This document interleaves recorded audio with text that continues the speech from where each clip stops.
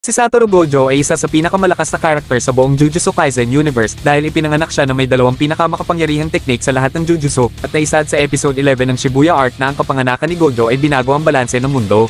Nangyayari ito dahil sa loob ng maraming taon ay bago ang kapanganakan ni Gojo, ang mga cursed spirits at ang mga cursed users ay laganap at malayang gumagawa ng mga panganib at mga krimen ng basta-basta dahil ang Jujutsu Tech Sorcerers ay kulang sa tauhan. Nagbago ito nang isinilang si Gojo at naramdaman ng buong mundo ng Jujutsu ang kanyang kapangyarihan, at kahit na ang kanyang presensya lamang noong siya ay isang sanggol ay nagawang sugpuin ng tumataas sa bilang ng cursed spirit sa loob ng maraming taon bago siya naging aktibo. Tulad ng sino mang magtangkang tignan siya para masukat ang lakas niya bilang isang target ay mabilis na matatakot at magtatago ng mabilis tulad ng ginawa ni na Lola Ogami at Jiro Awasaka. Ang isa pang paraan kung paano binago ni Gojo ang lahat ay ipinaliwanag sa mga tuntuning pang-sports. Kung saan ang kapanganakan ni Gojo ay isang kaganapan na natural na nagpapataas ng laro sa lahat kasama na ang mga sumpa at hindi ito mapipigilan bilang ito ay isang natural na ebolusyon na naganap na resulta ng pagplop-plop ng mga magulang ni Gojo.